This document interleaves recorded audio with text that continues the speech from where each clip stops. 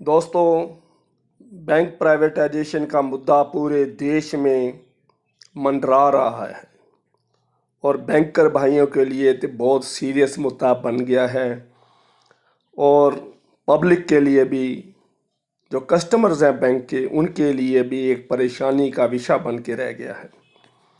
और दूसरी तरफ सरकार जो है वो अड़ियल है, वो अड़ी हुई है कि हमने बैंक प्राइवेटाइजेशन करनी है। और उसके पीछे भी क्या लॉजिक है, वो ये है कि हमारे बैंक जो हैं वो प्रॉफिट नहीं कर सके। एनपीए से पहले, मनमोहन सिंह सरकार से पहले तो सारे बैंक प्रॉफिट में थे, क्योंकि कभी जो जिसका मूल नहीं आ रहा उसका ब्याज लगाकर प्रॉफिट दिखा देते थे। मैनुअल बैंकिंग थी, जिसका मूल 2 साल से 3 साल से नहीं आया है उसके ऊपर, उस अकाउंट के ऊपर ब्याज लगा के उस बैंक को प्रॉफिट में दिखाया जाता था। जब मनमोहन सिंह ने एनपीए का कंसेप्ट निकाला तो उसके बाद बैंकों की खाट खड़ी हुई कि जिसका मूल नहीं आ रहा उसका ब्याज आप प्रॉफिट में नहीं डाल सकते, जिसका प्रिंसिपल ही रिकवर नहीं हो रहा उसको एनपीए कहा जाएगा, जिसकी ईएमआई 92 डेज़ के लिए नहीं आती है तो उसको एनपीए माना जाएगा। चलो, उसके साथ क्या हुआ, बैंक लॉस मेकिंग बनते गए, प्रॉफिट कम होता गया डे बाय डे। और बैंकों की जो नज़र है, देखिए, सरकार ने बनने से पहले मोदी सरकार ने तो यह कहा था कि हम देश नहीं बेचने देंगे।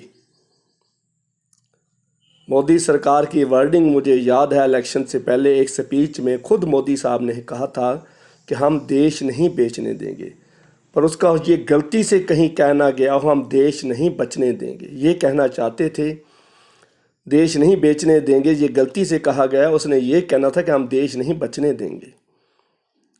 तो ये चीज़ है, ऐसी बात मुझे नज़र आ रही है और प्राइवेटाइजेशन का जो मुद्दा बहुत गर्मा रहा है। आज मैं वीडियो जो बनाई है इसलिए बना रहा हूँ कि 4 अप्रैल को AIBEA की यूनियन की मीटिंग हुई है और उन्होंने अपना कैंपेन स्ट्रगल तेज करने को, इंटेंसीफाई करने को बोला गया है। 4 अप्रैल की मीटिंग में AIBA ने कहा है अपने सभी सेक्रेटरीज़ को, सभी यूनिट्स को, कि जो कैंपेन चल रही है, धरना है, प्रोटेस्ट है, उसके लिए तो हमने करना ही करना है। फेसबुक और ट्विटर के ऊपर भी कैंपेन तेज करनी है। तो देखो भाइयों, अब इसके साथ फ़र्क पड़ेगा। और तीसरी बात उन्होंने कही है प्रोलॉन्ग्ड स्ट्राइक की। तो इसका मतलब मई के महीने में प्रोलॉन्ग्ड स्ट्राइक आ रही है बैंकिंग इंडस्ट्री में, और प्रोलॉन्ग्ड स्ट्राइक कम से कम 7 डेज़ की होगी, 1 वीक की मिनिमम होगी, इससे ज़्यादा भी हो सकती है, क्योंकि पहले 2 दिन की स्ट्राइक की तनख्वाह कटवा के बैंकर्स भाई लॉस में हैं। 2 दिन का कोई इम्पैक्ट नहीं पड़ता। यूनियन अपने लेटर्स में ये कह रही है, क्लेम कर रही है कि हमारी स्ट्राइक का बहुत असर पड़ा। 16,500 करोड़ रुपए के चेक क्लियर होने रह गए पहले दिन की स्ट्राइक में। 15 मार्च की स्ट्राइक में इतना लॉस हुआ है।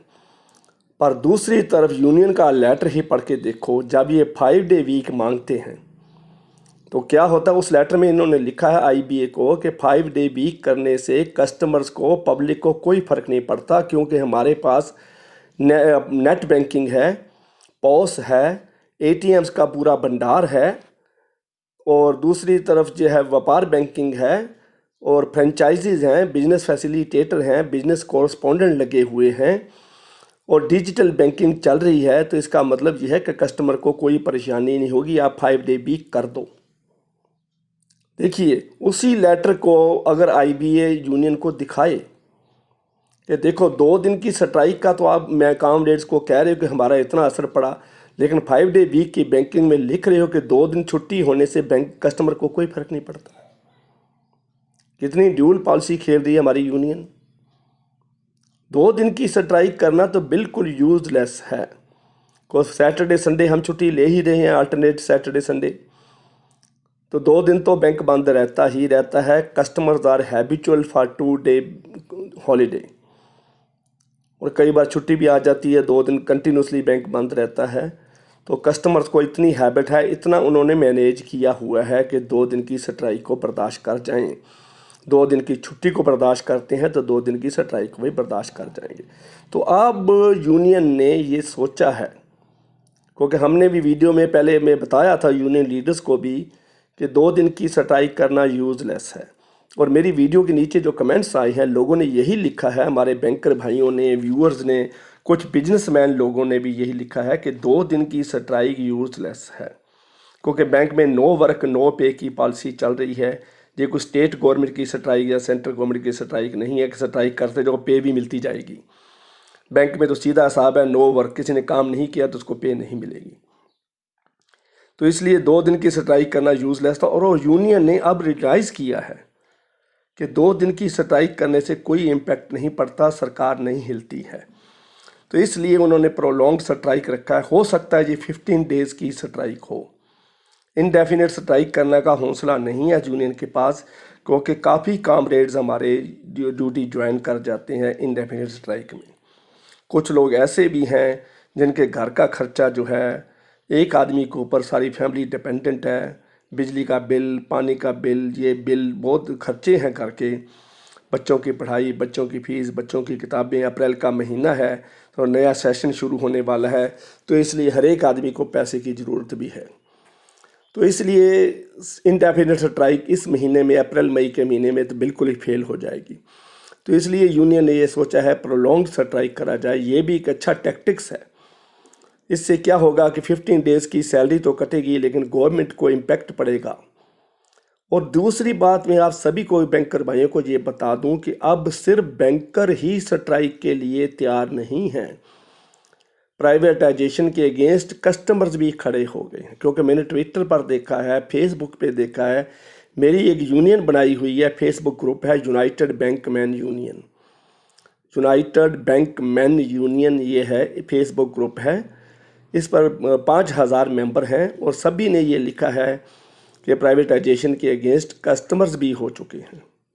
आप भी अगर ज्वाइन करना चाहते हो, फेसबुक पे जाइए और फेसबुक पे जाके सर्च करें यूनाइटेड बैंकमैन, तो हमारा ग्रुप आ जाएगा। तो उसमें 3 क्वेश्चंस के जो रिप्लाई हैं, सिंपल क्वेश्चंस हैं।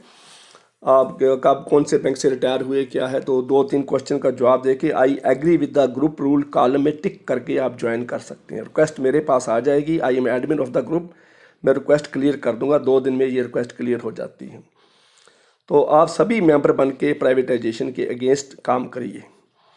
तो कस्टमर्स भी जो हैं आज खड़े हो गए हैं। कितने लोगों ने कहा है, मेरे को कई बिजनेसमैन लोगों का, दुकानदारों का फ़ोन भी आया है कि प्राइवेटाइजेशन से हमारा बहुत नुकसान हो जाएगा, क्योंकि हम दूसरे बैंक जो HDFC बैंक, एक्सिस बैंक, जो प्राइवेट बैंकों के खर्चे हैं वो बर्दाश्त नहीं कर सकते।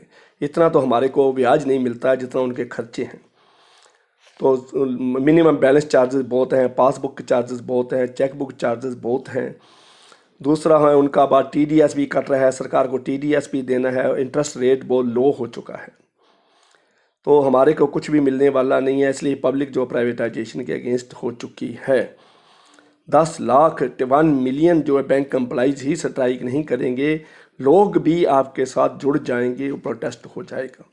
और हो सकता है गवर्नमेंट जो है इसके लिए थोड़ा इसको पोस्टपोन तो पहले ही कर रही है, क्योंकि उन्होंने प्राइवेटाइजेशन की जो मीटिंग कैंसिल करी है उसके पीछे भी कई पॉइंट हैं। हाँ, ये पॉइंट नहीं है कि किसान आंदोलन चल रहा है, किसान आंदोलन के डर के मारे गवर्नमेंट प्राइवेटाइजेशन को आगे कर देगी, या बैंकों की 2 दिन की स्ट्राइक के डरते मारे आगे कर देगी, ये नहीं है। उसके पीछे 5 स्टेट्स की इलेक्शन का मुद्दा चल रहा है।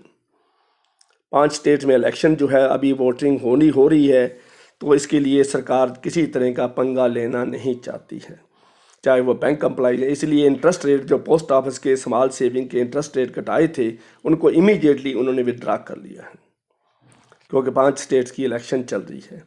बाकी रही RRB की बात, वो इलेक्शन कमीशन को रेफ़र हो गया था और इलेक्शन कमीशन ने उसका जवाब भी दे दिया। इसलिए RRB की वेज रिवीजन की अप्रूवल आ चुकी है, तो सभी को मिलने वाला, ठीक है। एरियर उसका लेट कर दिया गया है। दूसरी बात है फैमिली पेंशन की, उसकी अप्रूवल भी आ चुकी है, और गवर्नमेंट क्यों उसको कर रही है आगे, ये कारण समझ में नहीं आया। तो जल्दी से जल्दी फैमिली पेंशन भी हो जाएगी।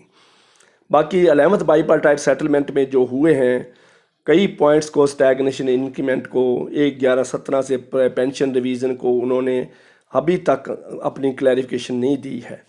तो इसलिए मेरे पास जो कमेंट्स आ रहे हैं उन सभी का ये जवाब मैं यहीं दे रहा हूँ कि अभी तक उनका जो सर्कुलर आएगा, डिटेल्ड सर्कुलर 11th बाईपार्टाइट सेटलमेंट में स्टैग्नेशन इंक्रीमेंट के बारे में 1/11/17 को रिटायर होने वाले ऑफिसर्स और क्लरिकल स्टाफ का, सभी स्टाफ का। चौथी बात है अनुकंपा नौकरी, कंपैशनेट अपॉइंटमेंट के बारे में बहुत कमेंट्स आ रहे हैं। कंपैशनेट अपॉइंटमेंट के बारे में गवर्नमेंट का कोई और क्लैरिफिकेशन नहीं है। सुप्रीम कोर्ट का ऑर्डर है, कंपैशनेट अपॉइंटमेंट बंद है। सुप्रीम कोर्ट ने इसको रोक कर लगा रखी है। तो बाकी रही बात पीटीएस के बारे में, वेज रिवीजन में कुछ नहीं हुआ है। कैजुअल एम्प्लॉइज़ के लिए, कंट्रैक्चुअल एम्प्लॉइज़ के लिए, पार्ट टाइम स्वीपर्स के लिए किसी तरह भी की कोई चेंज नहीं आई है। कुछ सुधार करने की, उनको परमानेंट करने की कोई भी बात 11th बाईपार्टाइट सेटलमेंट में नहीं आई है। तो इसलिए आपको भी यूनाइट होना पड़ेगा। आपकी स्ट्राइक के अंदर आपकी डिमांड भी रखी जाइए। मैं यूनियन को भी यही रिक्वेस्ट करूंगा कि इनकी डिमांड, जो कंट्रैक्चुअल एम्प्लॉई हैं, आउटसोर्सिंग हैं, जो पीटीएस हैं, जो 8-8 साल से 7-8 हज़ार रुपये सैलरी ले रहे हैं और सारा दिन, कहने को 2 घंटे नौकरी है, सारा दिन ये काम करते हैं। तो इसलिए प्राइवेटाइजेशन के मुद्दे में ये भी इसको साथ साथ रखना है। और फाइनेंस मिनिस्टर बिल्कुल एडमेंट है, उसके लिए एक बार फिर वो स्टेटमेंट दे चुकी है कि प्राइवेट उसमें पार्लियामेंट में, लोकसभा में उसने फिर कह दिया कि हम प्राइवेटाइज करने जा रहे हैं। देखिए, पहले तो बजट में 2 बैंकों की बात करी गई है। 2 बैंकों में है बैंक ऑफ महाराष्ट्र और पंजाब एंड सिंध बैंक, लेकिन फाइनेंशियल एनालिस्ट कुछ और भी कह रहे हैं। फाइनेंशियल एनालिस्ट ये कह रहे हैं कि गवर्नमेंट अब सिर्फ 4 बैंक छोड़ना चाहती है, बाकी सभी को प्राइवेट करेगी, सभी को प्राइवेटाइजेशन हो जाएगी, सभी को जिनकी मर्जर हुई है वो बैंक रहेंगे, बाकी सारे कर दिए जाएंगे। हो सकता है जिनकी मर्जर हुई है 2 बैंकों को और मर्ज कर दिया जाए। तो ये प्राइम मिनिस्टर ने दोबारा क्लियर कर दिया है, 4 बैंक करने वाले हैं या 6 बैंक हम करने वाले हैं। ऑलमोस्ट जो है छोटे बैंक को हाथ पाने की हम बात कर रहे थे, बैंक ऑफ महाराष्ट्र छोटा बैंक है, तो लेकिन अब उनका नज़रिया कुछ और है। वो कहते हैं एक ही बार में, एक ही झटके में जो करना है कर दो, जो पब्लिक कहती है, जो स्ट्राइक करते हैं, जो प्रोटेस्ट होता है वो हम देख लेंगे। तो इसलिए कुछ भी हो सकता है, पर 2 बैंक जो हैं, जो अपना Bank of Maharashtra and Punjab and Sind Bank, आगे जो है UCO Bank, Indian Overseas Bank, Central Bank of India, ये 3 बैंकों का नाम भी सामने आ रहा है। तो इसके बारे में हमारे पास ऑथेंटिकेटेड रिपोर्ट पूरी नहीं है, रिटन रिपोर्ट कुछ नहीं है, इसलिए हम कुछ भी कहना ठीक नहीं समझते, क्योंकि अरोड़ा सॉल्यूशन चैनल जो है पूरा गारंटीड ऑथेंटिकेटेड न्यूज़ ही देता है। लेट वीडियो होती है, लेट हो सकती है, देर हो सकती है, वीडियो डालने में देर हो सकती है, लेकिन रिपोर्ट कन्फर्म होती है। बाद में जो गवर्नमेंट डिसीजन चेंज कर ले तो हमारी वीडियो झूठी लगती है, लेकिन जिस दिन वीडियो बनी है उस दिन तक ये ट्रू है। बाद में कोई भी डिसीजन चेंज हो सकता है, कोई भी फैसला सरकार वापस ले सकती है। देखिए, आपने अब सवाल सेविंग का इंटरेस्ट की कितनी यूट्यूब ने वीडियो डाल दी, लेकिन अगले दिन 24 घंटे के अंदर ही गवर्नमेंट ने इंटरेस्ट वापस ले लिया। तो हम वीडियो को झूठा नहीं कह सकते, वीडियो सच्ची थी, लेकिन गवर्नमेंट का डिसीजन विड्रा हो गया। इसलिए कमेंट्स देने से पहले कुछ कमेंट्स कहने के ये खबर सच्ची नहीं है, ये ऐसी मन घड़ंत है, तो उसके बारे में थोड़ा सोच लिया करें। तो इतनी सी इन्फॉर्मेशन आज मैं चाहता हूँ, वीडियो लंबी होती जा रही है। बहुत बातें हैं प्राइवेटाइजेशन के बारे में, कितना लॉस होगा स्ट्राइक में, कितना एम्प्लॉइज़ का लॉस होगा, कितने लोग आएंगे, कितने लाख कस्टमर आपके साथ जुड़ेगा, ये सारा डाटा मेरे पास है, लेकिन मैं इसको नहीं करना चाहता। बाकी यूनियन की जो बात है, ट्विटर कैंपेन में आप सभी पार्टिसिपेट करें, फेसबुक पे भी आप सभी करें, और यूनाइटेड बैंकमैन यूनियन के मेंबर जरूर बन जाइए। United Bankman union also opposes the privatisation. जो प्राइवेटाइजेशन के अगेंस्ट है बैंकर, और United Bankman union Facebook group है, उसमें जाके करिए। बाद में हम इसको रजिस्टर करवाएंगे 2 महीने के अंदर अंदर, तो ये registered union, trade union act में रजिस्टर्ड हो जाएगी। 5000 से ऊपर इसकी स्ट्रेंथ हो जाएगी, तो हम इसको आगे करेंगे। तो तीसरी बात है, happy age senior citizen travellers group हमने बनाया है, जिसका मैं वीडियो में आपको दिखा रहा हूँ। सारे बैंकर्स और सारे कस्टमर्स भी काफ़ी इसके साथ जुड़ चुके हैं। हैप्पी एज सीनियर सिटीज़न 60 साल 60 साल से ऊपर वाले जो हैं जेंट्स, मेल और 58 से ऊपर फीमेल इसके मेंबर बन सकते हैं। तो ये भी फेसबुक ग्रुप है, वहाँ जाके हैप्पी एज सीनियर सिटीजन लिखिए, तो वहाँ पर आपके 2-3 क्वेश्चन का जवाब देकर आप उसके मेंबर बन सकते हैं। तो एडमिन का I agree to group rules करके, नहीं तो रिक्वेस्ट डिक्लाइन कर दी जाएगी। तो इस सभी को क्वेश्चन का रिप्लाई देकर मेरे पास रिक्वेस्ट भेजिए, मैं उसको अप्रूव करता हूँ। तो मुझे आशा है कि वीडियो बनाने का लाभ तभी है अगर सभी के पास ये मैसेज पहुँच जाए। मेरी वीडियो को सब्सक्राइब करो या ना करो, लाइक करो या ना करो, तो इसको शेयर ज़रूर करो, ताकि मैसेज जो है प्राइवेटाइजेशन का कस्टमर्स के पास, बैंकर्स के पास, सभी के पास पहुंचना चाहिए। तो मुझे आशा है मेरी बात मान जाओगे। Thank you very much.